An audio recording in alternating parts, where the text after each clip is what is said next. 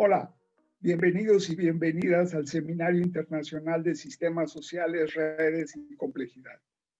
Yo soy Carlos Sedano, profesor investigador del Departamento de Sociología de la Universidad de Guadalajara, y en la sesión de hoy contamos con la extraordinaria presencia del doctor Marco Estrada Saavedra, que desde el 2012 es profesor investigador titular en el Centro de Estudios Sociológicos del Colegio de México. Desde el mismo año es miembro del Sistema Nacional de Investigadores, que por cierto actualmente ahora es nivel 3. Estamos muy satisfechos, muy contentos que haya aceptado nuestra invitación a participar en este seminario. El doctor Estrada Saavedra es doctor en Ciencias Políticas por la Universidad de Hamburgo y obtuvo la licenciatura en Sociología por la Universidad Iberoamericana. De 2001 a 2002 fue profesor investigador invitado en el Departamento de Sociología de la Universidad Autónoma Metropolitana Azcapotzalco. También fue director de la revista Estudios Sociológicos del Colegio de México. Es miembro del Consejo Académico de la Revista Internacional Problemas de América Latina y Rastros. En estos momentos, Marco se encuentra en Alemania realizando una investigación sobre el movimiento de solidaridad a favor de los refugiados de guerra y la política de asilo. Una muestra más que palpable de la investigación global y de la internacionalización de la ciencia. La exposición que nos presenta el día de hoy el doctor Marco Estrada Saavedra es La protesta como sistema social, experiencias de investigación con la teoría de sistemas sociales. Esperamos que al final tengamos preguntas, comentarios y por supuesto observaciones de parte de compañeros estudiantes, profesores y colegas del seminario. Sin nada que agregar, estimado Marco, te cedo la palabra. Muchas gracias. Buenas tardes en México y donde se encuentren. Quiero agradecer al doctor Carlos Sedano por la invitación a participar en el Seminario de Sistemas Sociales, Redes y Complejidad del Departamento de Sociología de la Universidad de Guadalajara. Realmente es para mí un gran honor poder presentar mi trabajo ante ustedes. El contenido de mi presentación lo subdividí en 4 apartados. El primero es acerca de qué es un sistema de protesta. El segundo apartado tiene que ver con las razones por las cuales estudiar los movimientos sociales desde una perspectiva de la teoría de sistemas sociales, en particular de la teoría de Niklas Luhmann. El tercer apartado de mi exposición versa sobre el tratamiento metodológico de los movimientos sociales desde esta perspectiva que yo denomino sistemas de protesta. Y por último, quiero dar algunos esbozos de las ventajas que para mí ha significado tratar el fenómeno de los movimientos sociales desde esta perspectiva en mis investigaciones empíricas. Bueno, empecemos con la primera parte, que es un sistema de protesta.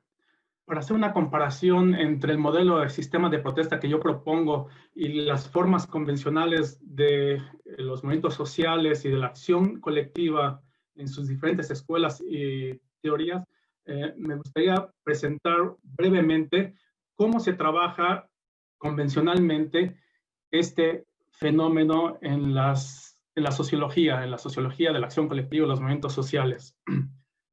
Existen diferentes teorías para el estudio de los movimientos sociales y la acción colectiva. Por ejemplo, la de la movilización de recursos, la de los nuevos movimientos sociales, la de los constreñimientos estructurales, la de la estructura de las oportunidades políticas, la de los marcos de sentido, o la de los movimientos como redes sociales. Todas ellas tienen en común que son teorías de los movimientos sociales con un fundamento accionalista para abordar el fenómeno, ¿sí? Y en este sentido, esta variedad de teorías se pueden reducir para utilizar las categorías que usó la socióloga y politóloga norteamericana Jean Cohen en los años 80 a 2 grandes paradigmas. El paradigma de la estrategia, y el paradigma de la identidad.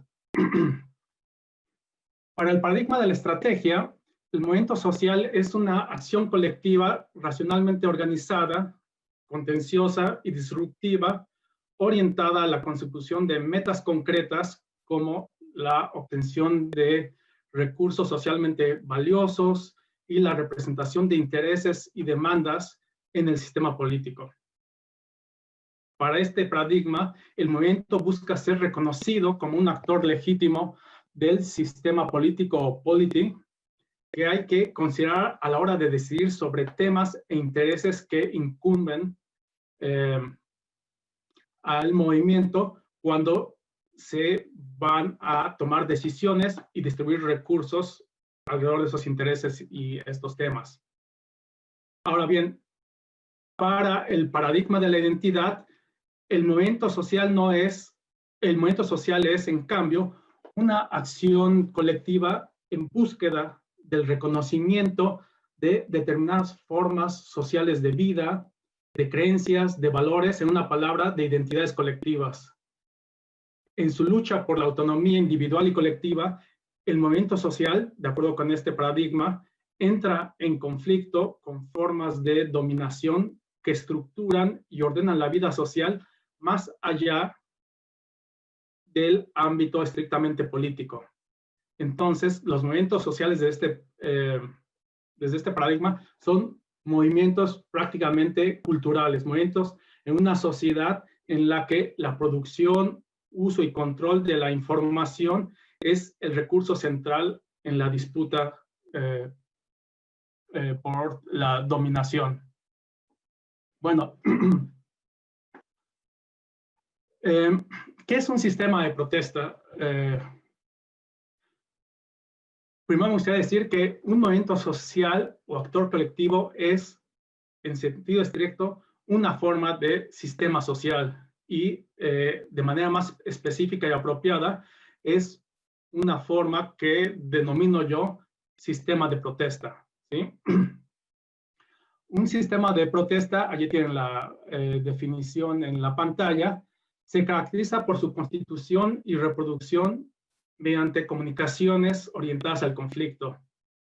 Estas comunicaciones se expresan como movilizaciones de protesta en contra de diferentes oponentes, que pueden ser el gobierno, organizaciones eclesiales, las empresas, cualquier tipo de burocracia pública o privada, etcétera. O también estos sistemas de protesta reaccionan a las consecuencias no previstas de las operaciones de los sistemas funcionales, o más concretamente, de las organizaciones de los sistemas funcionales de la sociedad.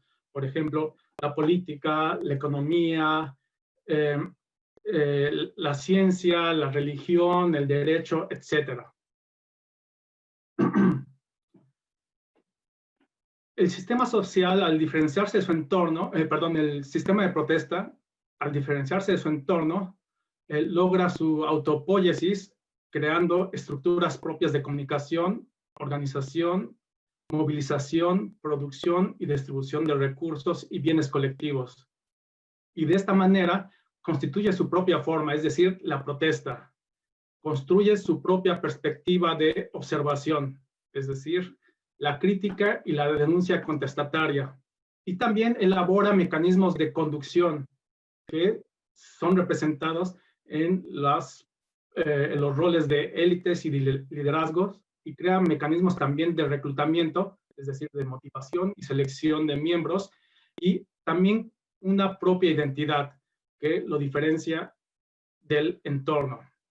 Además, un sistema de protesta tiene la capacidad de entablar alianzas con diferentes actores y organizaciones de su entorno, y por tanto tienen la capacidad de iniciar movilizaciones contestatarias con diferentes sistemas sociales de distinto tipo. Por ejemplo, como dije hace un rato, universidades, empresas, iglesias, partidos políticos, diarios, es decir, prensa, centros de investigación, bancos, cortes jurídicas, etc.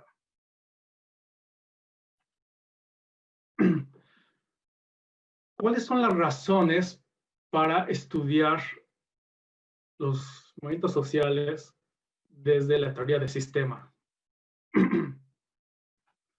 Bueno, primero, es necesario purgar a la sociología de los movimientos sociales del concepto de sujeto.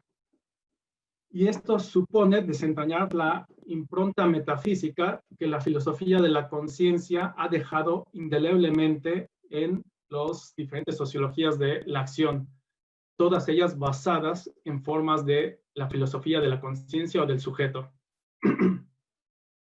Este tipo de filosofía tiene como punto de partida los procesos mentales o sensuales en términos de un individuo, que también es denominado yo, ego, sujeto o conciencia, y que este yo o sujeto o conciencia es concebido en términos trascendentales, esto es, universales, ahistóricos y supraculturales.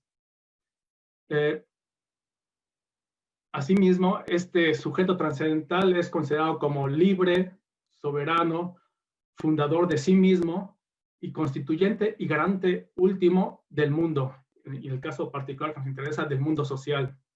Entonces, lo que implica el giro sistémico en el estudio de los movimientos sociales es que se requiere romper con la idea de que los movimientos sociales, ya en términos más sociológicos, son unidades de acción, es decir, colectivos fuertemente cohesionados sin hendiduras internas. En otras palabras, son actores con una historia, una identidad, una voluntad, una conciencia y una meta, como si se trataran de una macropersona individual. Y todo lo anterior, que es la traducción sociológica de esta tradición de la filosofía de la conciencia, se transfigura sociológicamente en unas cuantas premisas básicas con las que operan estas teorías convencionales de los movimientos sociales y todo aquel que trabaje en realidad con teorías de la acción para el estudio de la sociedad y de los movimientos sociales en particular. Se postula un individualismo metodológico. Se identifica al sujeto y a la acción como una copla indisoluble. Se afirma que la base del análisis sociológico se halla en los términos sujeto y acción. Y se reivindica que el actor construye mediante sus actividades a la sociedad. Y por tanto, se asevera que él garantiza su existencia, su forma y su sentido. Pero ¿es verdad que solo los sujetos o actores actúan? Y también habría que preguntarse si son las premisas subjetivistas suficientes y las más adecuadas para entender el fenómeno de la acción social en general y de la acción colectiva en particular. Más aún, ¿son capaces las teorías de la acción social de ofrecer un concepto de sociedad o de explicar procesos complejos de interacción sin recurrir a elementos no accionalistas o inclusive sistémicos? Para mí, el reto consiste en pensar la acción colectiva en términos no accionalistas y subjetivistas. Y lo anterior implica ir más allá de la falsa oposición entre actor y sistema y, sobre todo, pensar lo social ya no desde la acción, sino a partir de la comunicación, como lo propone Niklas Luhmann. ¿Cuáles son las ventajas de tratar los movimientos sociales desde una perspectiva sistémica? Bueno, hay varias y las quiero mencionar de manera rápida. Primero, se libera al movimiento o al sistema de protesta de cualquier teleología inherente al mismo, ¿no? Por ejemplo, la revolución, la democratización, la emancipación, el progreso, etc. Y también se le libera de la idea de una jerarquía organizacional interna y de la consecución de fines predeterminados exclusivos, Y a esto me refiero, por ejemplo, en el paradigma de la estrategia, los fines de la acción colectiva son la adquisición de recursos sociales y el aumento del poder político. Y en el paradigma de la identidad, los fines de la acción colectiva son la ampliación de la autonomía individual y colectiva de los participantes del movimiento y del movimiento mismo, ¿no? Entonces, a esto me refiero con quitarnos de teleologías y de fines predeterminados para estudiar a los movimientos sociales, ¿no? Y esto significa al mismo tiempo que a los movimientos o a los sistemas de protesta, perdón, no les subyace ningún tipo de racionalidad particular o exclusiva, ya sea instrumental, social normativa, dramatúrgica, estética o comunicativa, para utilizar las categorías de Jürgen Habermas.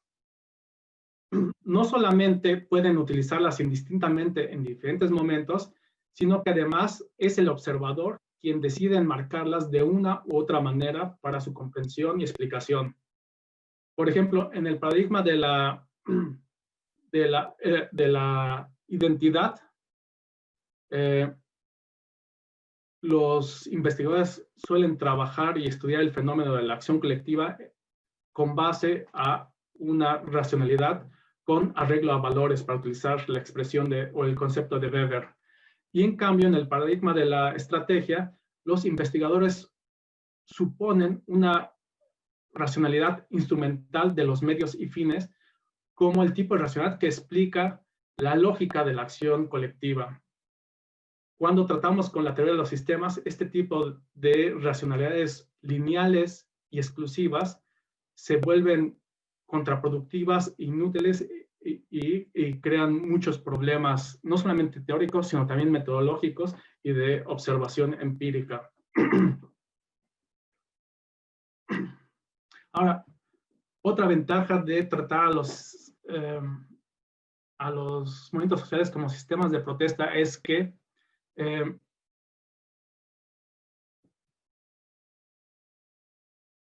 ya no solamente se estudian los movimientos supuestamente progresivos y emancipatorios, como por ejemplo el movimiento obrero, el movimiento de las mujeres, el movimiento indígena o el ambientalista, ¿no?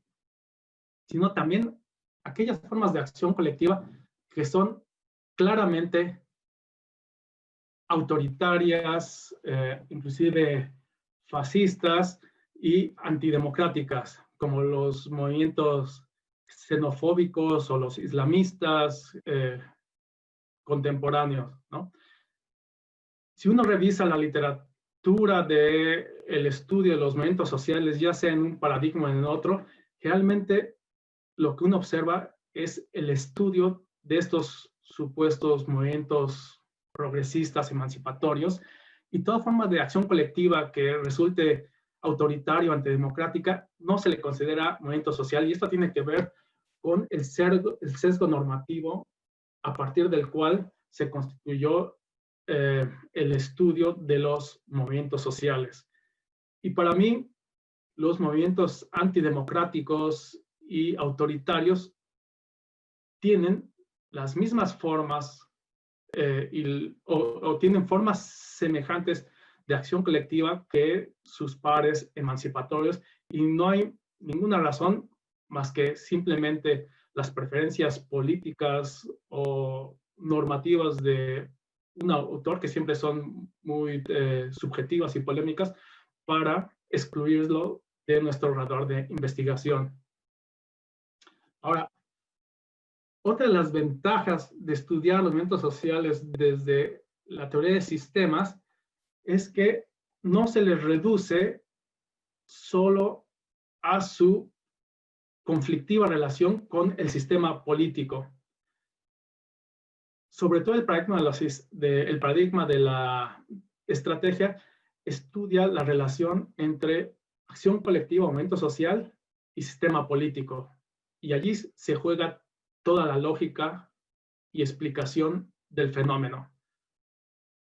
En el caso del paradigma de la identidad, sí hay un momento en que el sistema político es el sistema funcional de referencia para la explicación del fenómeno, pero no es el único, sino más bien es un nuevo sistema. La vida cotidiana, las prácticas diarias de relaciones de los miembros del movimiento social.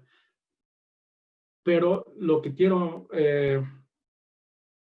subrayar es que cuando tratamos a movimientos sociales como sistemas de protesta, no hay ninguna razón para reducir el estudio de los movimientos a su relación con el sistema político. Lo podemos hacer con él y es necesario y es una parte importante de nuestro trabajo, pero los movimientos sociales, como vamos a ver más adelante cuando les presente algunos aspectos de mi trabajo empírico, también se vinculan de manera muy interesante con otros sistemas funcionales, como el sistema del arte, como el sistema de los medios de masas, como el sistema jurídico, como el económico, el sistema de la ciencia, por supuesto, etc. Así que este acercamiento sistémico a los movimientos sociales trasciende el o el politicocentrismo de las otras escuelas de estudio de los movimientos sociales. Ahora bien, con la propuesta de estudiar a los movimientos sociales como sistemas de protesta, lo que se busca o lo que yo pretendo es crear un espacio de convergencia teórica en el campo de estudio de los movimientos sociales con una base común, es decir, una concepción ontológica, epistemológica, teórica y metodológica que dé cuenta de las diferentes dimensiones y niveles de análisis del fenómeno.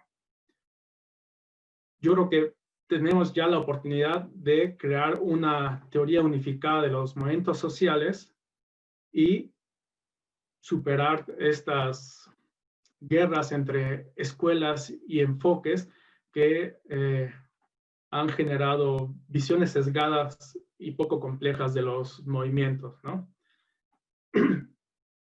Bueno, esa es al menos mi expectativa.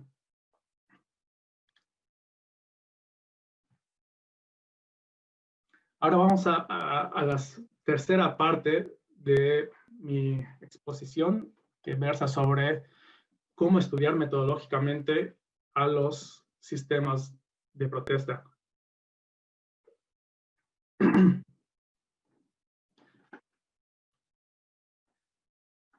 La complejidad de un sistema de protesta puede ser aprendida por medio de la distinción de diferentes niveles de análisis.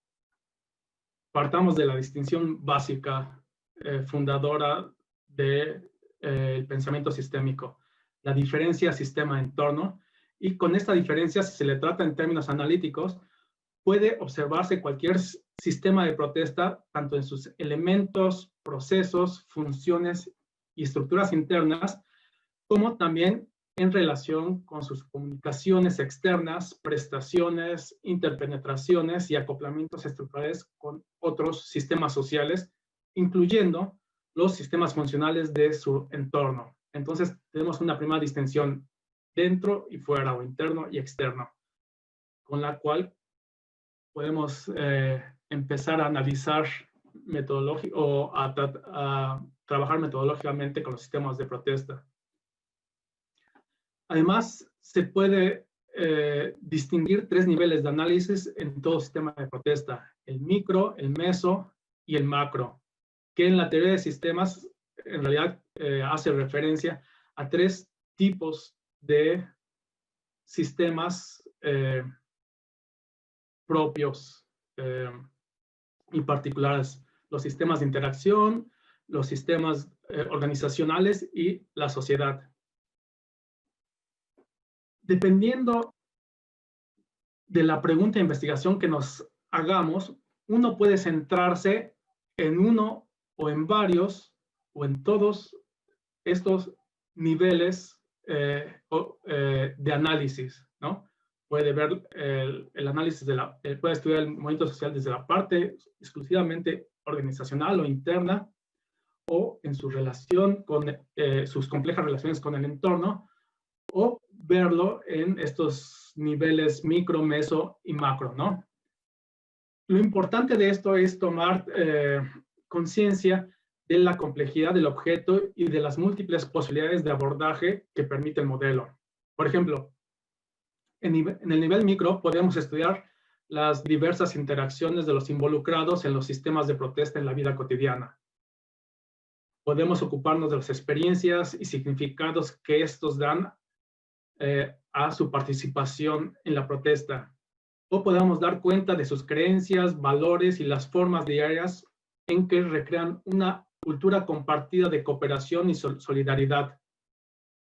Una cultura que en los momentos de crisis y conflicto puede ser reactivada y refuncionalizada para la organización de la movilización contestataria. También en este nivel micro podemos dirigir nuestra mirada a las relaciones de género entre hombres y mujeres, a las distintas maneras que tienen de involucrarse en la movilización y a cómo todo ello se refleja en relaciones de poder entre los sexos, ¿no? En el nivel micro también podemos ver cómo la participación de los actores individuales contribuye a modificar o no sus identidades personales, la percepción de sí misma, de sus cuerpos y de sus sentimientos. En cambio, en el nivel meso de análisis, nos interesamos por el aspecto organizativo del sistema de protesta. Aquí podemos estudiar principalmente la membresía de los sistemas de protesta como el conjunto de dirigentes, militantes, seguidores y simpatizantes por un lado, y de las élites y las bases sociales por el otro del sistema de protesta. Hay que tomar en cuenta también distintas posiciones de autoridad y los diversos roles con sus expectativas, tareas y funciones, así como también los mecanismos de representación y toma de decisiones al interior del sistema de protesta. Y más allá de las jerarquías organizacionales formales, en este nivel analítico se puede echar luz sobre las relaciones de poder internas entre distintos actores, ya sean actores individuales o colectivos que conforman este sistema de protesta. Asimismo, en este nivel se puede aprender el funcionamiento tanto de los mecanismos normativos de control, disciplina y coerción del sistema de protesta, como de los canales de comunicación intrasistémicos. Es en este nivel analítico que podemos ver cómo se forman y operan los esquemas de observación y la semántica de protesta del sistema, cuya función es la comprensión y dotación de sentido del entorno por medio de una reducción temática de la complejidad del mismo, ¿no? Y en este nivel, asimismo, se puede seguir la pista a la producción y distribución de bienes y servicios colectivos por parte del sistema de protesta, así como las funciones que realizan sus diferentes subsistemas especializados, como por ejemplo el sistema de la conducción y estrategia política, el de la vinculación con los medios de difusión, el de la defensa jurídica, etcétera, etcétera. En cambio, en el nivel de análisis macro, se pueden abordar las relaciones de alianza o conflicto del sistema de protesta con diferentes actores y organizaciones de distintos segmentos de su entorno, ¿no? Aquí es posible aprender cómo se inscribe contemporáneamente en las lógicas de diferentes sistemas funcionales, como el sistema de derecho, el político, el de la economía, los de medios de difusión, el del arte, etcétera. Y esto permite, en contraparte, dar cuenta de cómo estos sistemas funcionales observan y reaccionan ante la protesta. En la perspectiva macro, se pueden estudiar entonces el conflicto en el que está envuelto el sistema de protesta con sus oponentes. Y en este mismo nivel, aprendemos también los posibles cambios sociales y culturales a largo plazo que el conflicto en sí, en general, y el involucramiento en el sistema de protesta en particular, pudieron haber tenido en la vida cotidiana de los participantes y la población en general.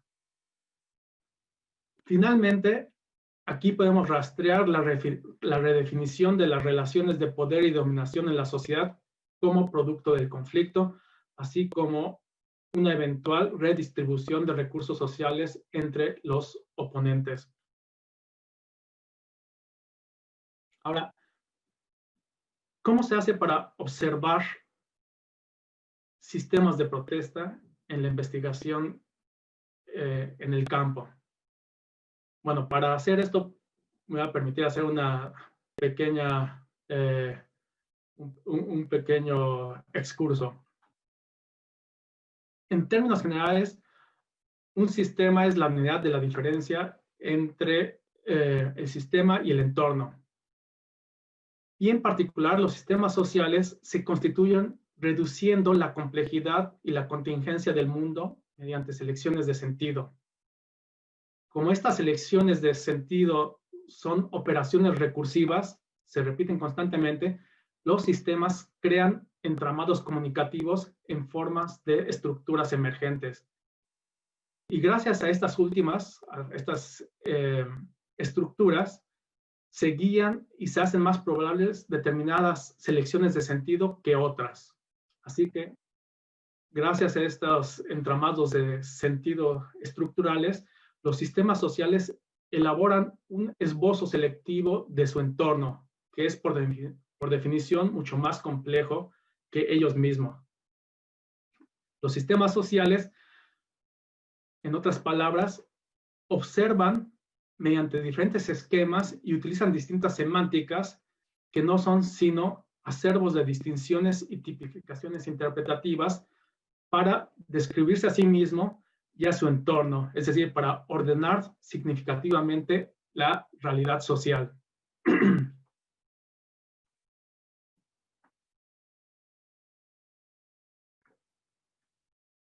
Un sistema social no está compuesto por individuos ni por sus relaciones, según la teoría de sistemas de Niklas Luhmann, sino por comunicaciones.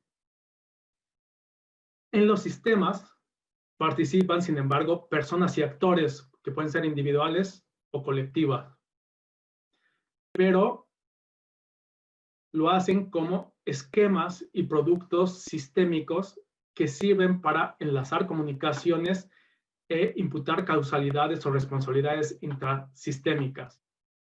Y esto significa que no hay una esencia ontológica en las personas y los actores. Para la teoría de los sistemas, las personas y los actores son constructos comunicativos. En la investigación empírica, por supuesto, uno observa, conversa y entrevista a individuos de carne y hueso, pero, y esto es lo significativo, lo que hacen y lo que dicen estas personas de carne y hueso son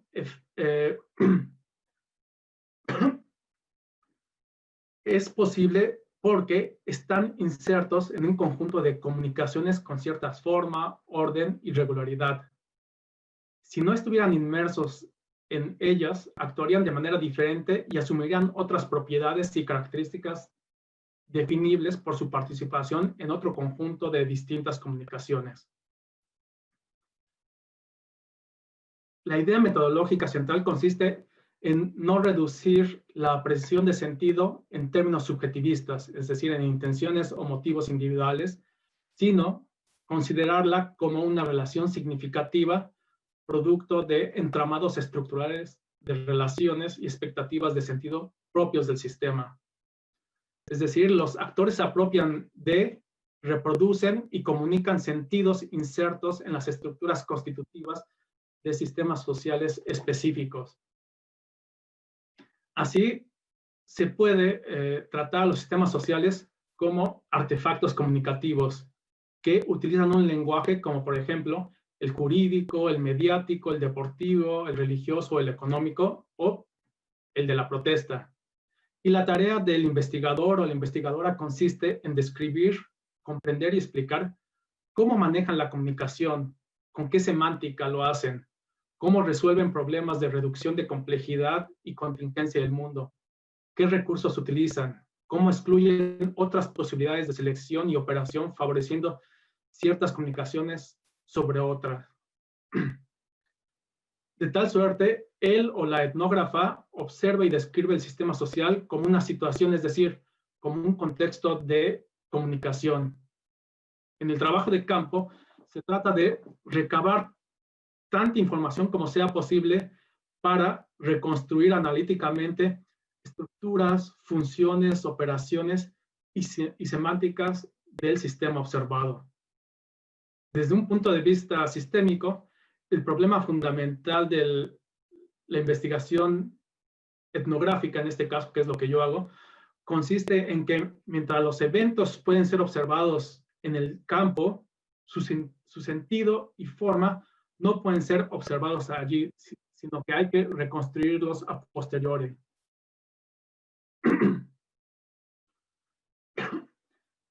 En otras palabras, la mirada etnográfica registra prácticas comunicativas tal y como aparecen y desaparecen en tiempo real, pero la cualidad social de cada selección de sentido subyacente a estas prácticas y la cadena de operaciones que le dan realidad al sistema han de ser reconstruidas por el observador. Así que el observador o el sociólogo o socióloga registra cómo los actores integrantes del sistema hacen selecciones de sentido y organizan sus prácticas comunicativas y cómo todo ello tiene diferentes efectos. Si la información de campo es suficiente, puede reconstruir la lógica y la dinámica del sistema social. A la vez, puede observar cómo este sistema social se vincula con algunos actores y organizaciones de distintos sistemas funcionales y utilizan códigos y programas de estos sistemas funcionales para enlazar sus comunicaciones con mayor o menor competencia con las del sistema funcional en cuestión, por ejemplo, el sistema político, el sistema médico, el sistema jurídico. En este sentido, la investigación etnográfica es una suerte de mirada particular que busca restituir y reconstruir la experiencia social, y una mirada que nos obliga tanto a dislocar las creencias y las prácticas de los sujetos etnografiados, como también el sentido común de los especialistas, con el objetivo de hablar controladamente de lo que está allí y que se ignora, que se calla o que no se trae a la conciencia de manera explícita, es decir, las funciones latentes. Por esta razón, supone esta mirada etnográfica un ejercicio de apertura de la caja negra de un fenómeno, en este caso, un sistema social, un sistema de protesta, guiado por las preguntas típicas de la teoría del sistema de cómo se constituyó este sistema, cómo funciona, cómo es posible que exista así y no de otra manera, teniendo en cuenta la contingencia de lo social. Para la teoría de los sistemas, la investigación empírica es una observación orientada por la teoría. Y esto significa que, a pesar de su riqueza y precisión, muchas etnografías tienden, o estudios de la sociología cualitativa, tienden a agotar su poder explicativo, no obstante, en la particularidad del fenómeno estudiado. Y aquí se puede ver el interjuego entre el trabajo empírico y el trabajo teórico. Por su complejidad conceptual, la teoría de sistemas puede ayudar a trascender el provincialismo local del caso etnográfico, del caso micro, para ubicarlo y enlazarlo con niveles analíticos y explicativos más amplios como el meso y el macro. En cambio, por su parte, las etnografías ayudan a las teorías de sistemas a la teoría de sistemas a precisar sus conceptos y le otorgan ricos y variados materiales empíricos que, con base en la comparación con otros casos, pueden servirle a formular nuevos conceptos y descripciones más complejos de la vida social.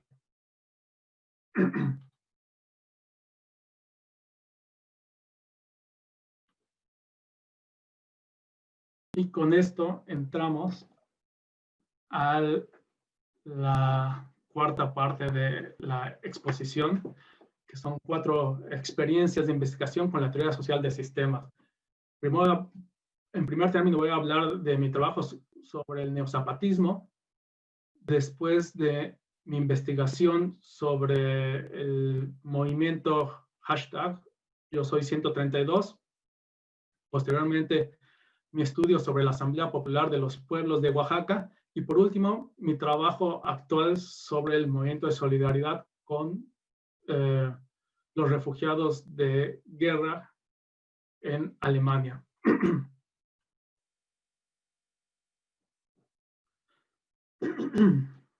Perdón.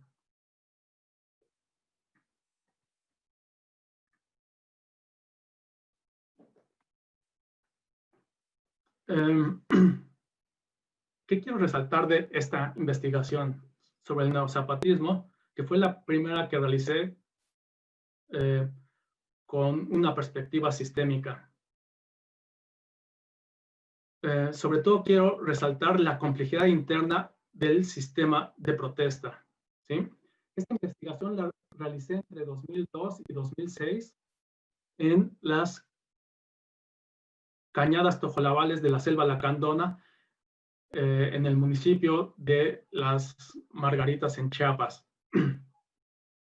La pregunta central de este trabajo es bastante básica, inclusive de sentido común, pero el sentido común puede ayudar mucho a la ciencia, sobre todo cuando los temas de investigación están absolutamente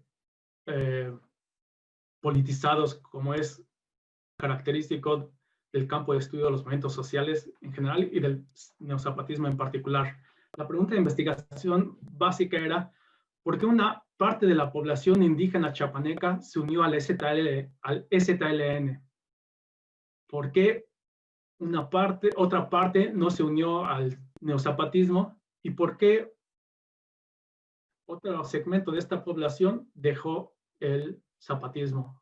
Así que lo que hice básicamente fue comparar diferentes poblaciones o ejidos zapatistas, no zapatistas y ex-zapatistas. Y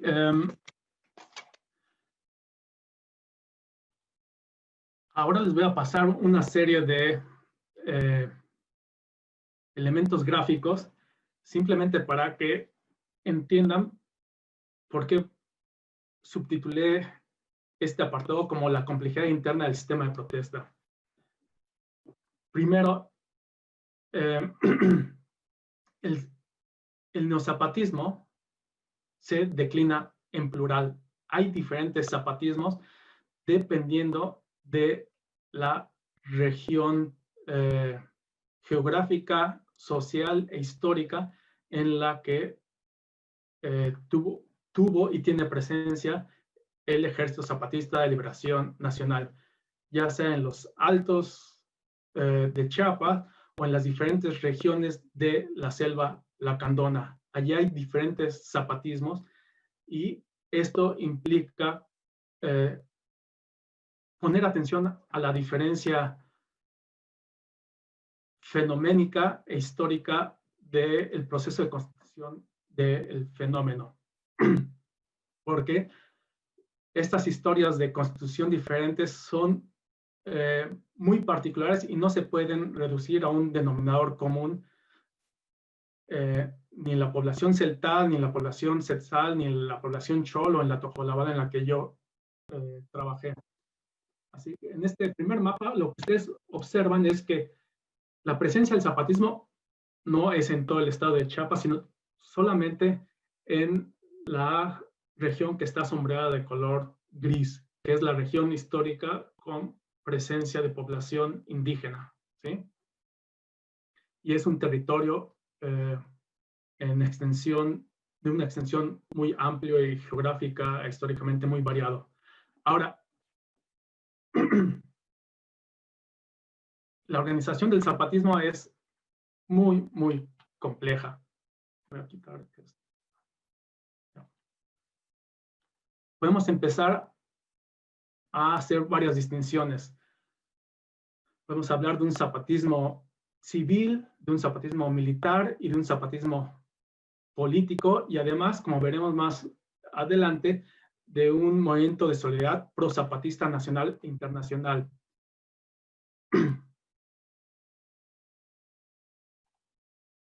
Aquí pueden ver en esta representación cómo se constituye las comunidades zapatistas en la selva lacandona y cómo es su relación con los diferentes subsistemas del sistema de protesta zapatista en su conjunto. ¿Sí?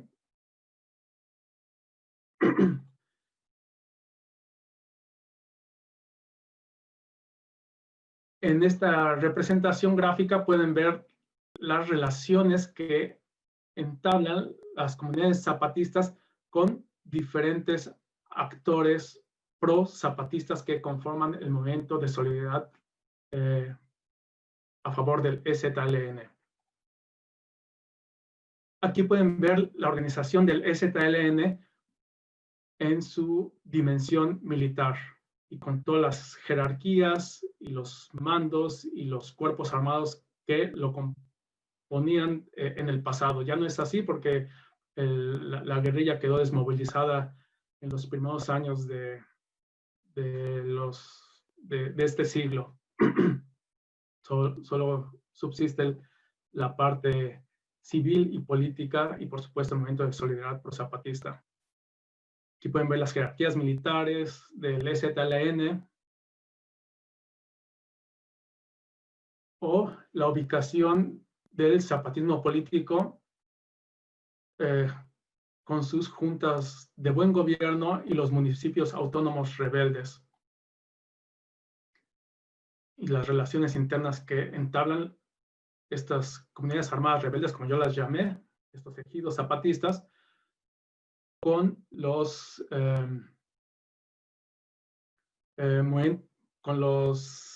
municipios autónomos rebeldes y después con las juntas de buen gobierno, y las juntas de buen gobierno, su relación con la comandancia zapatista, es decir, con la parte militar del sistema de protesta.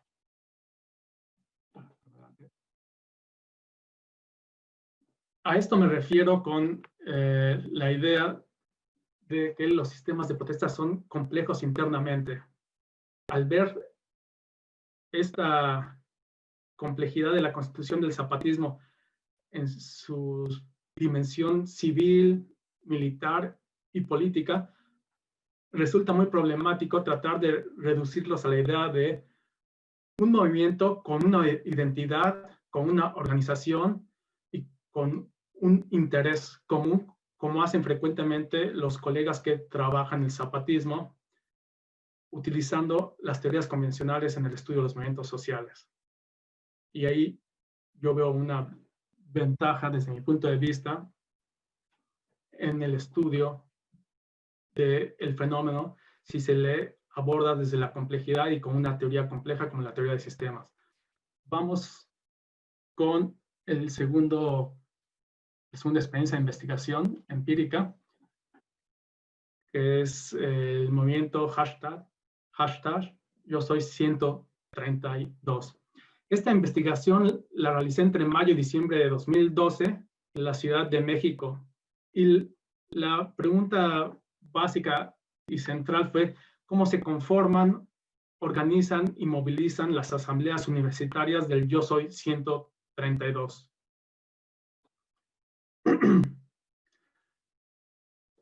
¿Qué es lo que se puede aprender desde la teoría de sistemas del estudio de los movimientos sociales como sistemas de protesta?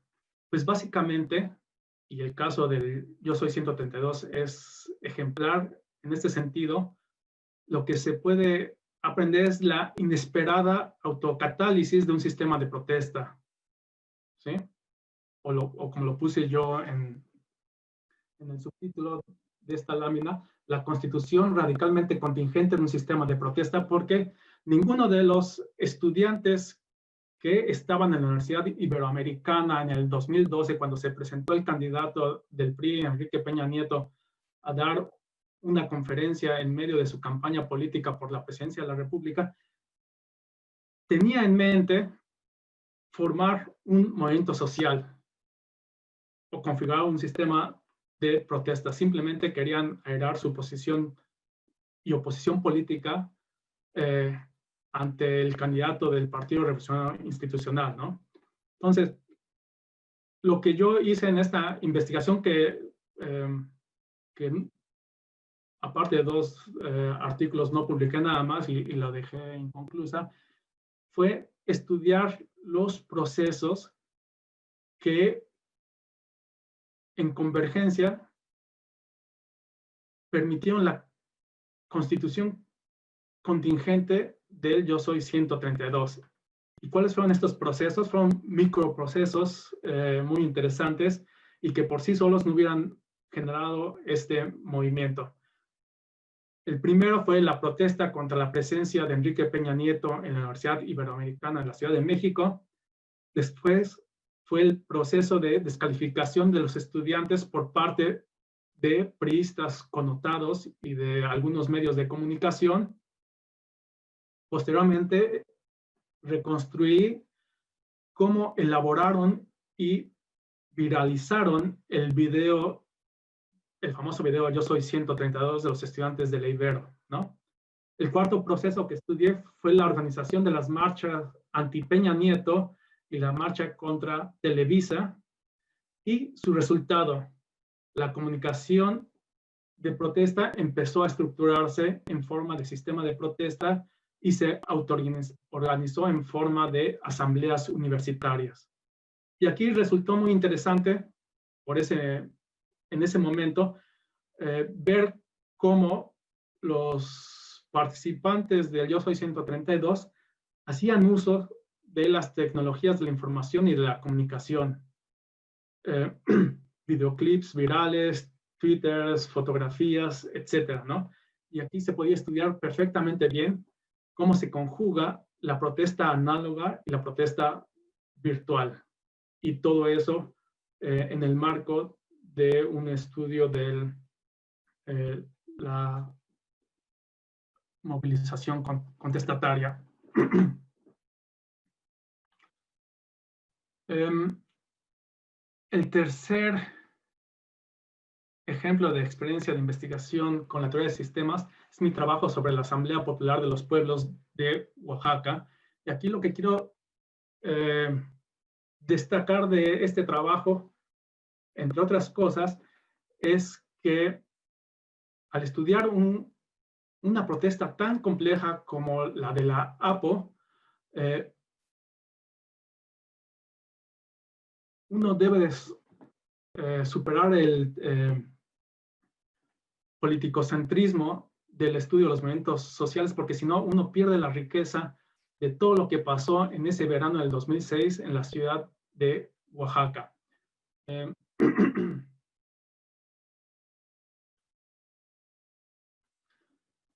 Esta investigación la realicé entre 2009 y 2015 en los valles centrales de Oaxaca y allí estudié los diferentes sectores que participaban en la Asamblea Popular de los Pueblos de Oaxaca, sus conflictos y tensiones internas y su oposición al régimen político local. Y la pregunta central fue entonces, ¿cómo la APO pudo mantener su campaña de protesta durante 6 meses en 2006 y crear un orden social alternativo mediante la interrupción del orden de dominación oaxaqueño? Es decir, lo que los críticos de la APO denominaban como ingobernabilidad. No voy a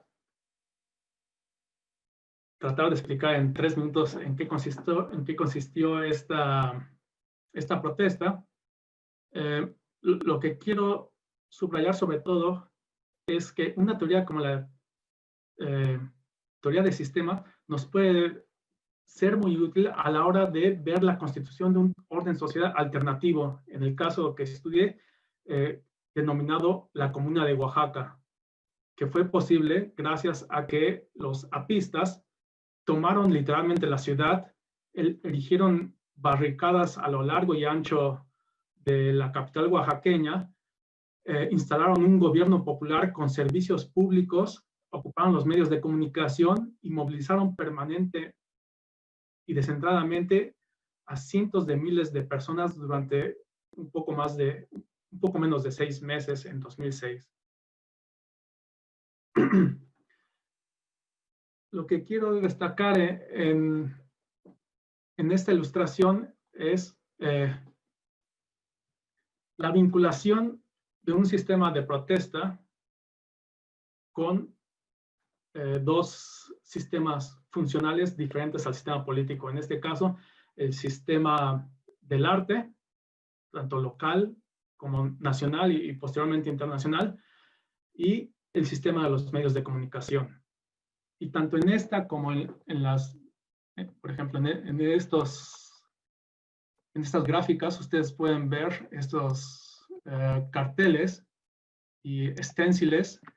Pueden ver cómo la protesta simbólica de la APO se presentó gracias al trabajo de los colectivos de artistas urbanos de Oaxaca, con una gran calidad estética que de inmediato artistas, galeristas y museos detectaron y empezaron a exponer en sus espacios. Esto es Benito Juárez con una gorra a la Che. Este es Pedro Infante, Pienso en ti, Revolución. Y aquí pueden ver cómo el sistema del arte se apropió de la protesta política y de la protesta simbólica del APO y la integró como parte de las comunicaciones internas al sistema funcional del arte, y empezaron a generar exposiciones, a publicar libros, a generar eventos típicos de presentación de obras individuales o colectivas, y se generaron múltiples carreras individuales y colectivas de artistas jóvenes que lograron integrarse a este sistema gracias al interés del sistema del arte por la protesta de la APO.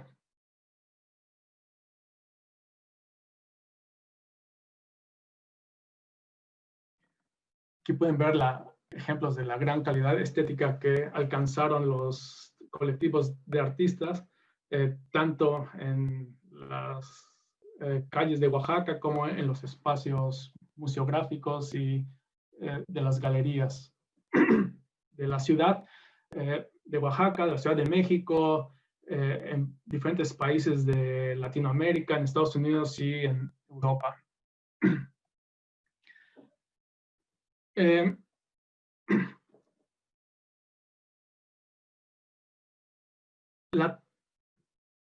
La campaña política y de movilización del APO no hubiera sido tan efectiva si sus integrantes no hubieran tomado las radiodifusoras y la televisión estatal oaxaqueña durante ese verano. Y esto resulta muy interesante porque a partir de ese momento empezaron a alterar la lógica de funcionamiento de los medios de comunicación, al menos en la capital del estado. Tomaron alrededor de 12 radiodifusoras y, como mencioné, también la estación de radio y televisión del gobierno de Oaxaca, y empezaron un trabajo de difusión de sus demandas, de su protesta, y a cambiar la lógica de comunicación imperante en los medios de comunicación. Aquí pueden ver una fotografía de la Radio Universidad de Oaxaca, que también estuvo tomada por los estudiantes apistas. Pueden ver una mujer apista que empieza a operar el equipo para la operación de la transmisión de los programas de televisión que los mismos apistas produjeron en ese momento durante unos 20 o 30 días antes de que destruyeran los grupos paramilitares las antenas de transmisión del mismo gobierno del mismo sistema de comunicación pública del gobierno.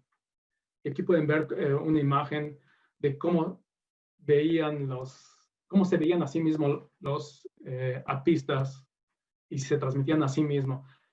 ¿Qué quiero decir con el cambio de la lógica de comunicación durante este momento que en otros términos se podría calificar casi de revolucionario?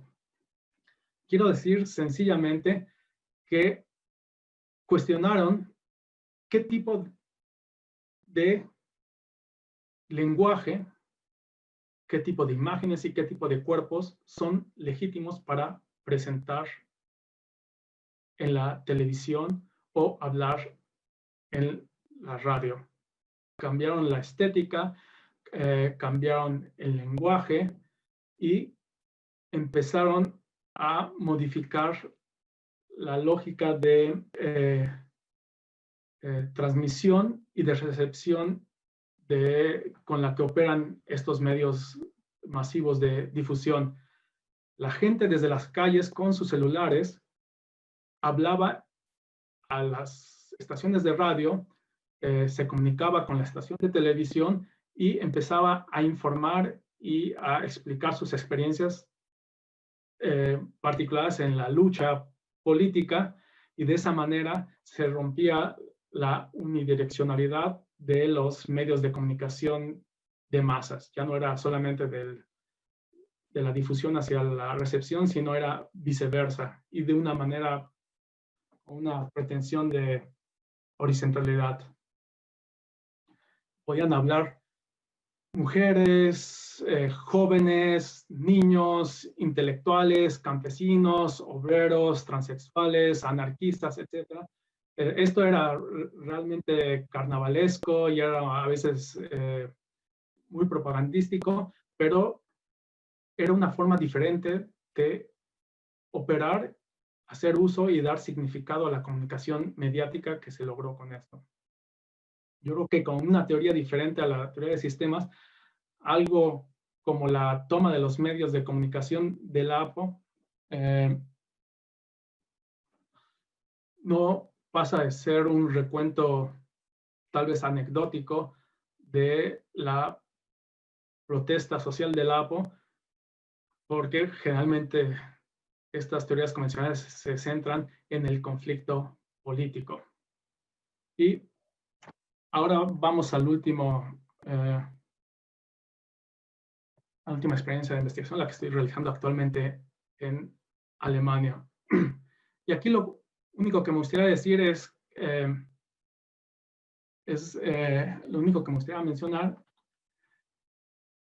es que gracias al uso de la teoría de sistemas, uno puede dar cuenta de lo que aquí denomino la construcción policéntrica de la realidad social, en este caso de la realidad del movimiento de solidaridad con los refugiados y del proceso de asilo en Alemania. Esta investigación la inicié en 2016 y la estoy llevando a cabo actualmente todavía.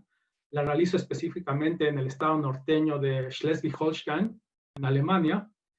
Y lo que hago es estudiar diferentes agentes o actores de la cultura de la hospitalidad, lo que llaman los alemanes la Willkommenskultur, comunidades eclesiales, ONGs, colectivos izquierdistas, asociaciones civiles, organizaciones de migrantes, así como opositores de dicha cultura.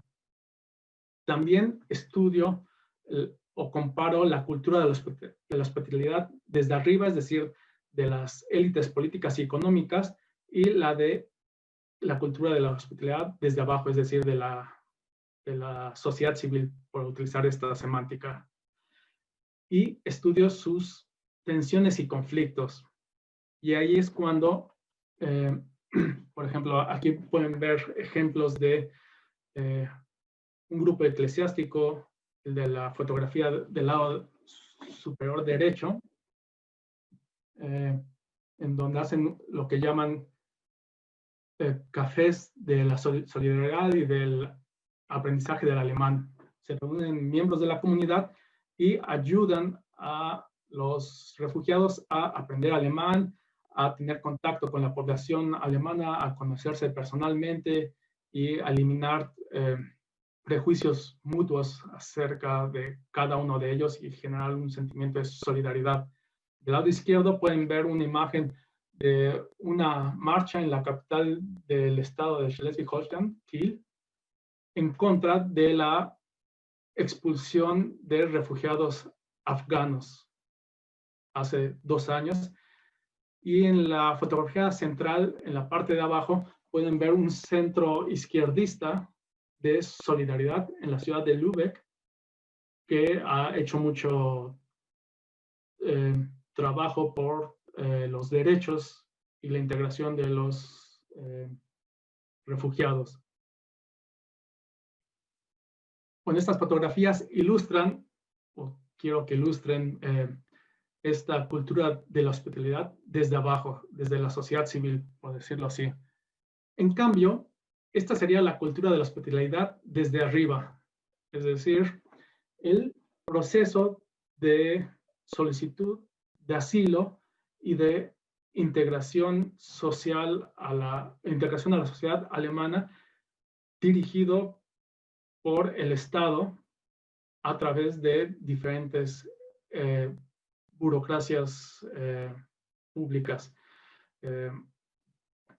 Principalmente la burocracia para la migración y el asilo, la policía, las oficinas de extranjería, los tribunales donde se litiga las decisiones negativas a la solicitud de asilo, las burocracias de oficinas de empleo o las burocracias dedicadas a ofrecer los cursos de alemán e integración a aquellos refugiados que han recibido una respuesta positiva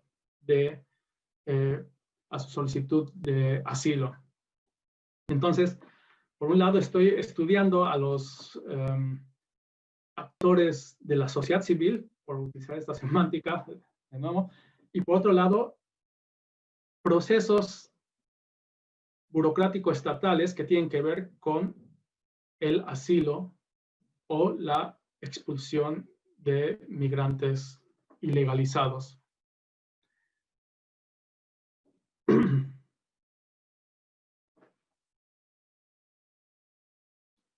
Y por último, bueno, no por último, también estudio al movimiento anti-migrante y anti-refugiados para entender esta cultura de la bienvenida. Aquí pueden ver el rechazo radical de este sector organizado de la sociedad alemana, que ha sido muy crítico hasta ahora por el resultado de la apertura de la frontera alemana en el año 2015. Y otra parte de mi investigación es entender la lógica de la política de migración y asilo de la Unión Europea, que genera la externalización del problema migratorio y lo coloca en las fronteras de la Unión Europea, ya sea en el sur de Europa, por ejemplo, en el lado izquierdo, la fotografía del lado izquierdo, lo que pueden ver es un campamento de refugiados en la isla griega de Moria. En la fotografía del lado derecho pueden ver un campamento de refugiados en Turquía. Es una forma de outsourcing del Estado de Derecho realizado por la Unión Europea. Y en la fotografía de abajo, la central de abajo, pueden ver un campo de refugiados en Libia, que en realidad es un campo de esclavitud, porque ahí se esclavizan, se violan a mujeres, se torturan y se asesinan a los migrantes que buscan llegar por vía marítima a la Unión Europea. Con la teoría de sistemas, trato de entender contemporáneamente estos niveles micro, meso y macro del fenómeno del asilo político y de la solidaridad con los migrantes.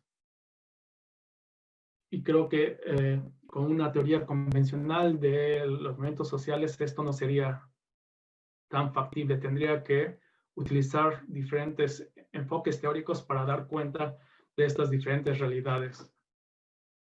Y con eso termino mi exposición. Muchas gracias por su atención. Marco, muchas felicitaciones. Gracias. Los distintos participantes te agradecen muchísimo tu exposición brillante, clara, muy precisa. Y pues hay muchas preguntas. Muy bien. Me gustaría empezar con cerca de 5 o 6 preguntas que te solicitan información respecto a dónde encontrar los artículos, las tesis o los libros que contienen esta información que nos has brindado. Ok. Ya cerca de 7 participantes muy interesados en principio en saber eso. Ok, bueno, pues es muy fácilmente, se pueden conseguir la mayoría de ellos en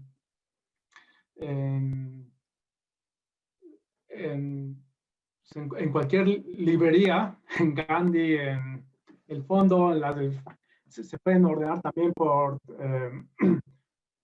vía postal, también la página del Colegio de México. Muchos de estos trabajos también están publicados en revistas nacionales e internacionales de acceso abierto, así simplemente hay que poner Marco Estrada y STLN y saldrán algunos artículos, algunos libros, etcétera. Y seguramente algunos de estos trabajos están en las bibliotecas de las diferentes universidades y centros de investigación de Guadalajara. Marco, por otro lado, hay un conjunto también de participantes que hacen preguntas relacionadas con los movimientos sociales y la comunicación. Voy a leerte algunas de ellas que me parece que se integran en ese tema. Dice, cuando se refiere a las comunicaciones, ¿serían las formas de interacción comunicativa? Una. Otra, ¿el peso de la comunicación varía de una organización a una persona, a un simple individuo? Otra, creo que el sistema social, además de estar compuesto por las comunicaciones, también está por capas, las cuales también se comunican entre sí y donde cada capa es de un tipo. Una más. ¿Cuál sería el código binario de los movimientos de protesta? Ok. A ver, empiezo por la última. Si nos atenemos a la teoría de la sociedad de Niklas Luhmann, los movimientos de protesta, como él los denomina, o los sistemas de protesta, como yo los denomino, carecen de códigos porque no son sistemas funcionales, como lo es el sistema funcional de la política, de la economía, el derecho. En la política el código es poder, no poder, el derecho es legal, no legal, el científico, verdad, no verdad, etc. No hay algo parecido no hay un código parecido a los movimientos de protesta porque estos no son sistemas funcionales, ¿sí? O sea, no tienen código. Por otro lado, si fuera habermasiano, como lo fui cuando inicié mi carrera como sociólogo, podría haber hablado de interacciones comunicativas o acción comunicativa, ¿sí? El problema, o por lo menos desde la perspectiva de la teoría de sistemas, es que la idea de acción comunicativa se encuentra en medio entre las teorías accionalistas y las teorías de la comunicación en la sociología, y no rompe del todo, a pesar de la pretensión de Habermas de hacerlo, con muchos de los presupuestos de la filosofía de la conciencia, ¿sí? Entonces se queda a medio camino. Ni es totalmente subjetivista, porque es una teoría intersubjetiva y el sujeto juega un papel importante en la teoría habermasiana, ni es totalmente comunicativa, ¿no? Como lo querría Luhmann.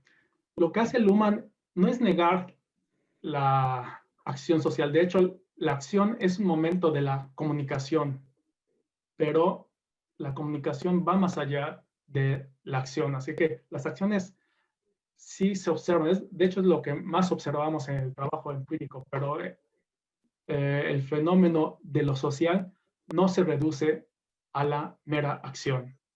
Eso sería la respuesta. Y había otras dos preguntas, pero no las entendí muy bien. No sé si me las quieres explicar y no sé si pueda responderla. Sí, claro. Por ejemplo, la de Ábrica Leticia Norma dice, creo que el sistema social, además de estar compuesto por las comunicaciones, también está por capas, las cuales también se comunican entre sí y donde cada capa es de un tipo. Pero no sé a qué se refiere con capa. Un sistema social solo se compone, según esta teoría, y si yo soy muy ortodoxo, yo diría que solo de comunicaciones, ¿sí? Y las comunicaciones toman diferentes formas, pero no sé qué quiere decir con capa y no podría ser más preciso en mi respuesta. Lo siento. Claro. Hugo Daniel Herrera te pregunta, ¿cuál sería la función de la protesta si es que hay una única función o si cada movimiento particular redefine su función?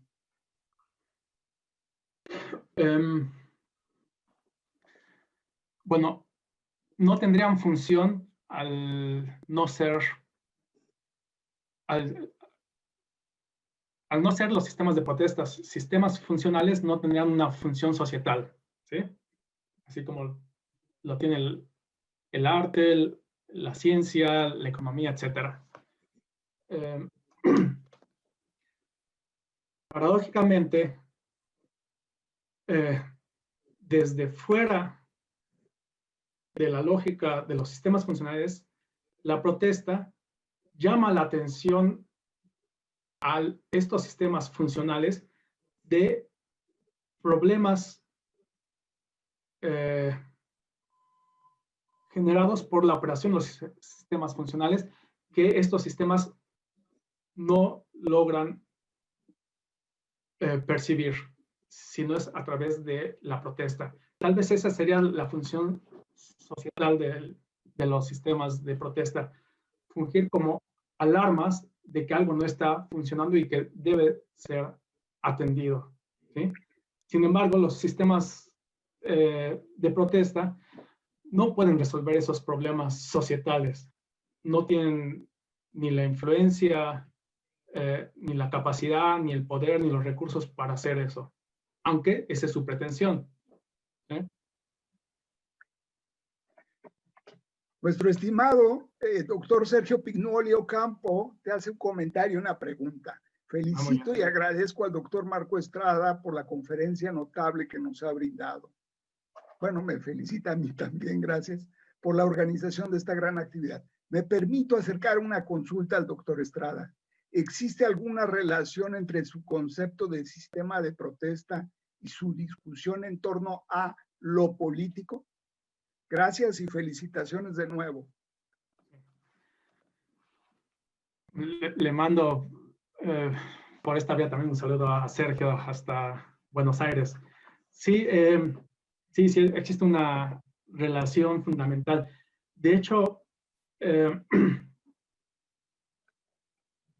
al estudiar las protestas y conflictos que generan los movimientos sociales, los sistemas de protesta, lo que uno puede observar es que se crean formas de lo político que no se reducen a la lógica de operación, a los códigos y programas del sistema de la política. Tampoco los trascienden, pero sí los disturban sí los dislocan y esto obliga en términos teóricos a tratar de pensar la política más allá de su estricta forma funcional y ver maneras, no sé, maneras diferentes, iba a decir alternativas, pero no son alternativas, sino maneras diferentes en que lo político se expresa y puede tener efectos ulteriores de transformación de las lógicas operacionales del sistema funcional de la política. En ese sentido, sí hay una relación muy íntima. Y de hecho, estudiar los conflictos implica justamente ser muy sensible a cómo la política y lo político se constituyen en diferentes niveles, en el nivel micro, meso y macro de la sociedad. Yo creo que ese es un campo de estudio muy prometedor y que también nos ayudan a quitarnos de dos esquematismos básicos de la manera en que se estudia la relación de la política y los movimientos sociales en estos grandes cuerpos paradigmáticos de enfoques de estudio de los movimientos sociales. Por ejemplo, en el paradigma de la estrategia, la política se reduce básicamente a la interacción conflictiva entre autoridades públicas y movimiento social por la distribución de recursos y de representación política. Algo que no está mal, de hecho sucede así y así se le puede ver perfectamente bien. Pero eso es todo lo que se estudia de la política. ¿Sí? ¿Quién obtiene qué y cómo en el sistema político? Ya, bueno.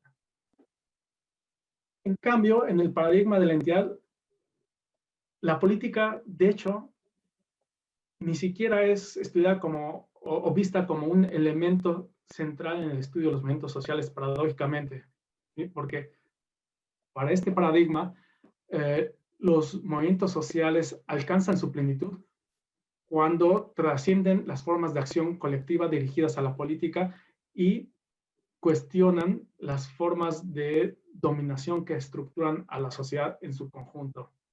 Lo que Touraine en su sociología de los años 70 denominaba el control por la historicidad, ¿sí? Que es un sucedáneo de el control de los medios de producción por parte del movimiento obrero en la teoría marxista, ¿no? Entonces, no es en la política, que sería desde la perspectiva marxista superestructural, sino en el control de las lógicas de producción estructural de esa sociedad en las que la política se juega.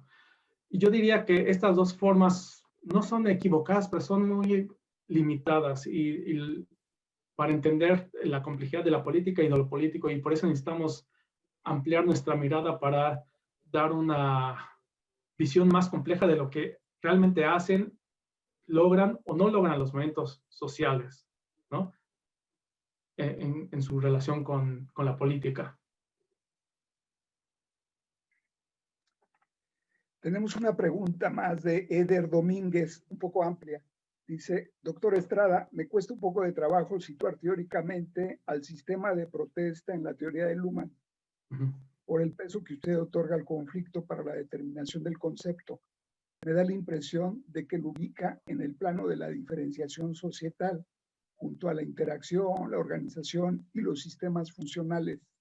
Mi pregunta es, ¿cuál es la diferencia que introducen los sistemas de protesta respecto al esquema presencia-ausencia para que usted no se contente con tematizarlo solo como una organización o un sistema de interacción que participan en las relaciones de cooperación, intercambio, conflicto que se dan en el entorno de los sistemas funcionales?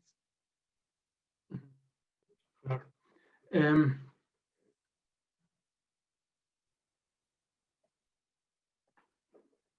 Hasta principios de los años 80, en el desarrollo de su teoría de los sistemas sociales y paralelamente de su teoría de la sociedad,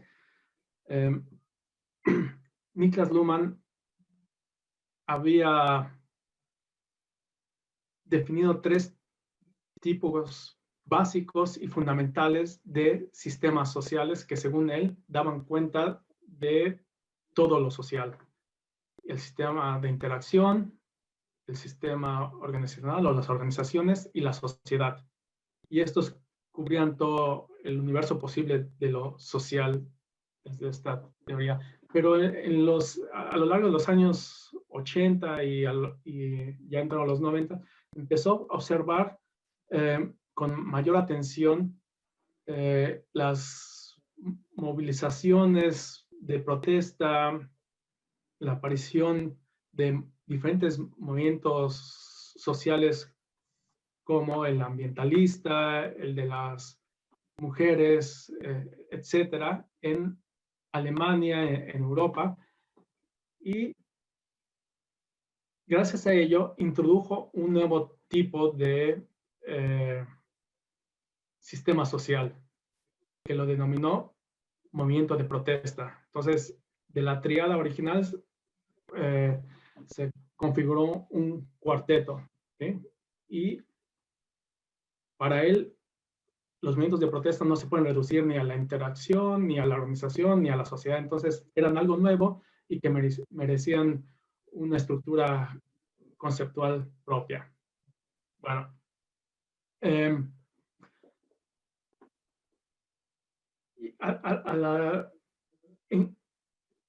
contra de lo que dijo nuestro compañero en su pregunta, yo creo que la teoría de los temas sociales es una teoría del conflicto social.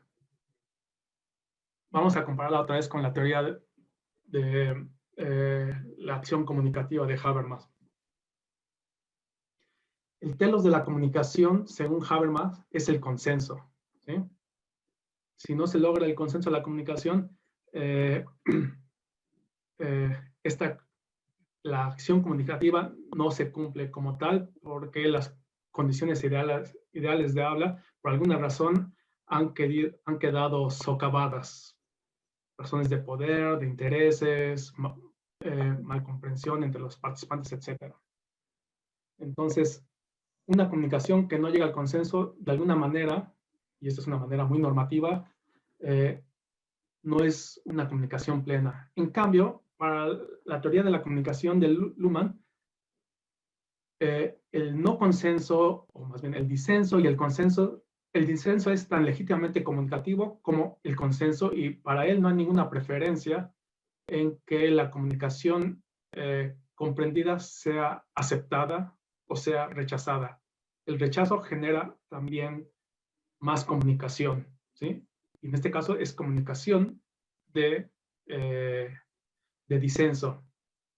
En ese sentido, el conflicto, el disenso, son inherentes a todo sistema social. Inclusive es un motor, y aquí yo creo que Sergio sería más atinado para hablar con más detalle y más pericia que yo sobre esto. Es un motor de la evolución y la diferenciación social, porque permite la experimentación, formas alternativas de construir lo social, que si se logran estabilizar exitosamente, pueden crear nuevas formas de sistema, nuevas formas de comunicación, etc. Entonces, yo lo vería en esos términos. Espero haber podido responder la pregunta del compañero. Excelente respuesta. Tenemos otra pregunta de Ángel Gutiérrez. Dice, ¿por qué hay tan poca atención a Niklas Luhmann en los programas académicos de ciencias sociales? Y muchas gracias por su presentación, te dice. La verdad, porque es muy difícil, tiene un lenguaje horrible. El lenguaje de la teoría de sistemas es muy abstracto, es necesariamente abstracto. No podría ser de otra manera por sus pretensiones y ambiciones teóricas, pero lo hace muy arcano y muy inaccesible, y hay que batallar mucho para comprenderlo.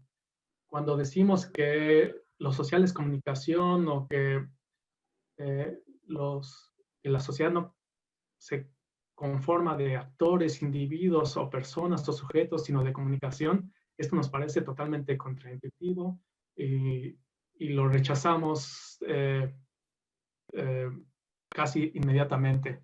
Y para entender lo que está detrás de esto, hay que dedicarle mucho tiempo y estudio a esta obra, independientemente que nos convenza o no, pero hay que dedicarle mucho tiempo. Y el lenguaje tan especializado que requirió utilizar Luhmann para elaborar su teoría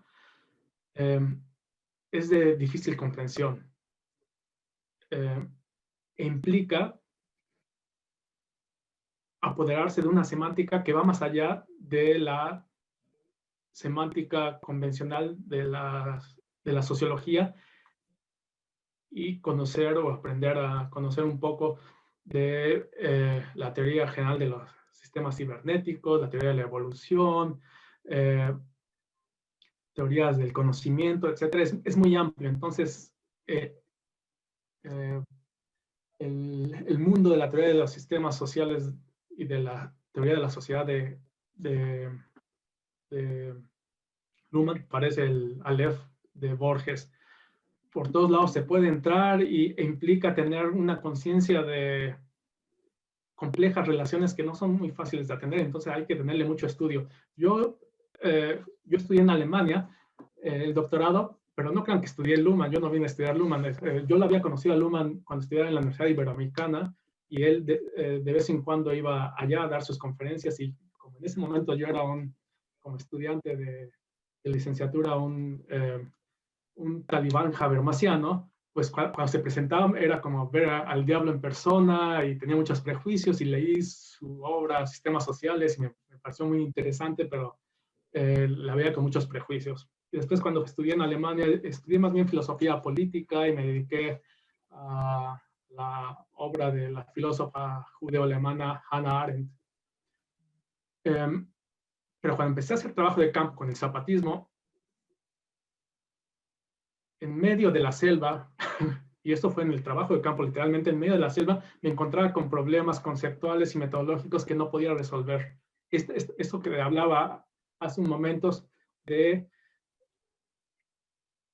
que el zapatismo se declina en plural y que hay que ver los diferentes niveles civiles, militares, políticos en las diferentes regiones y que eso hace que una idea de movimiento social como un gran actor, un macroantropos, diría Platón, se vuelve súper complicada y se vuelve muy empobrecedora y en cambio, desde una perspectiva policéntrica, descentrada, llena de paradojas y que acepta el conflicto como forma de construcción de lo social, como es la teoría de los sistemas, me parecía más fácil de comprender este fenómeno. Entonces, en medio del trabajo de campo, empecé a cambiar mi marco teórico, metodológico, y después de realizar esa investigación, me puse a elaborar este libro que se llama Sistemas de Protesta. Yo pensaba que lo iba a terminar en 1 año y medio, después de terminar el libro del zapatismo, pero me llevó mucho más tiempo y solo pude escribir el primer tomo porque me puse a hacer investigaciones empíricas de otro tipo. Lo que quiero decir es que implica mucho estudio y mucho esfuerzo y parece tan abstracta la teoría, tan lejana la investigación empírica que muchos dicen, mejor no hay que darlo. Esto que lo den los filósofos o que lo den gente que sin oficio de beneficio, mejor hay que dedicarnos a la teoría sociológica que nos ayude a investigar las realidades empíricas de México, Latinoamérica. Y mi acercamiento a la teoría de sistemas fue justamente por el lado de la investigación empírica, no por un acercamiento libresco, digamos, de esa manera, sin querer con eso descalificar ese tipo de acercamiento, sino fue por una necesidad meramente empírica, porque no veía cómo resolver el problema y me pareció que esa era una vía prometedora. Muchas gracias, Pablo. una historia, Marco, es una historia muy compartida. José Pablo Tobar Quiñones, de España, te pregunta, un trabajo muy interesante, doctor Estrada. Me gustaría preguntarle si en su investigación sobre el neozapatismo encontró alguna respuesta que explicara el porqué de la desmovilización de la guerrilla a la que se ha hecho referencia en la charla. Sí, hay varias respuestas. La primera tiene que ver con que los enfrentamientos armados entre el Ejército Zapatista de Liberación Nacional y el Ejército Mexicano duraron 11 días y demostraron que la guerrilla zapatista no tenía la capacidad de combate que pensaban tener como para avanzar desde el sur del país hacia el centro de México y tomar el poder.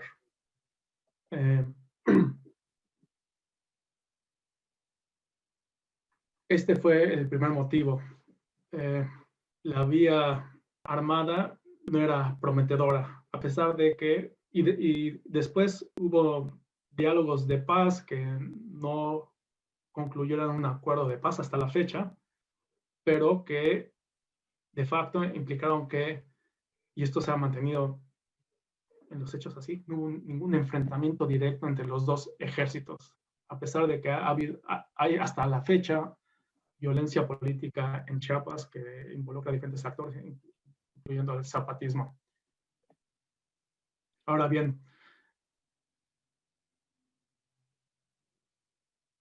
la guerrilla estaba compuesta entre 3,000 y 5,000 hombres y mujeres pertrechados, armados. Esto es algo muy notable en la historia de las guerrillas mexicanas. La última guerrilla que estuvo también armada, en su momento, la podemos localizar en la etapa de la Revolución Mexicana a principios del siglo XIX. Tanto las guerrillas urbanas como las guerrillas rurales en el país de los años 50 hasta antes del zapatismo no contaban, primero, ni con un grupo de guerrilleros tan amplios y tan relativamente armados, bien armados, más o menos bien armados, y por otro, con una base civil que los apoyara tan amplia como la de los zapatistas, ¿sí? Y aquí viene un aspecto interesante.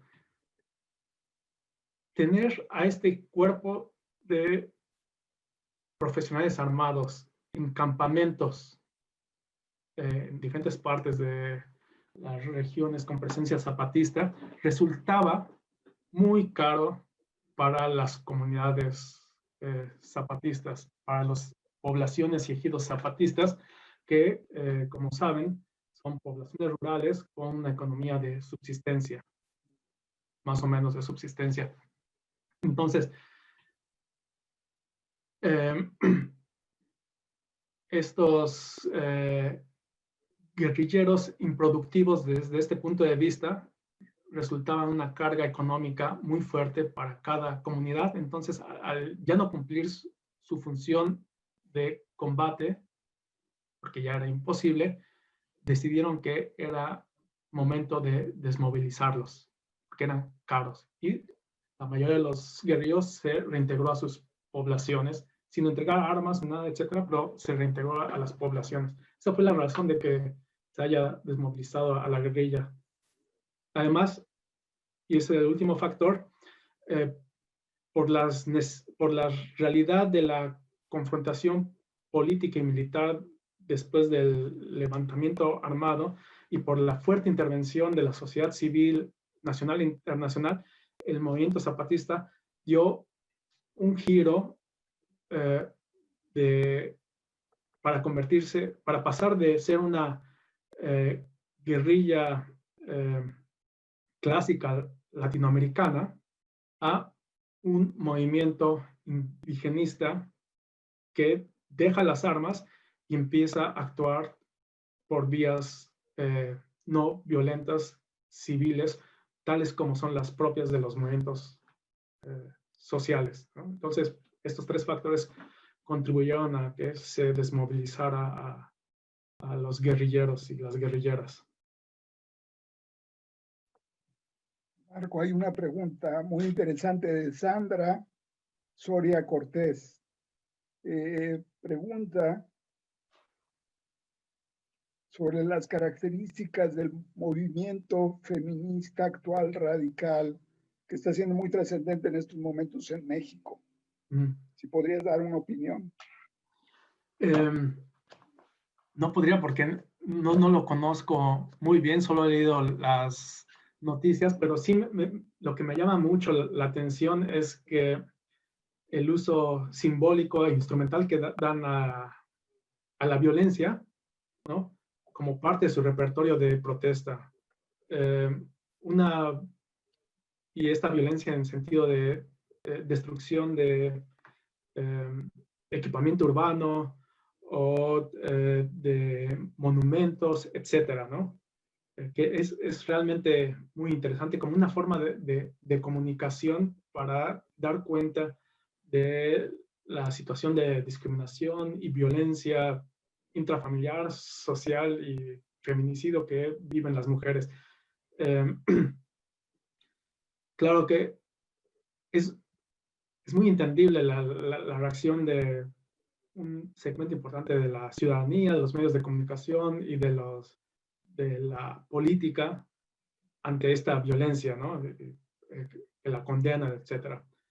Se puede entender, tal vez yo participaría de esa condena, pero en términos sociológicos habría que trascender esta posición normativa y política que siempre es idiosincrática y siempre polémica y discutible, y entender esos usos sociales de la violencia como parte del repertorio, porque no es una violencia espontánea, sino que está planeada y bastante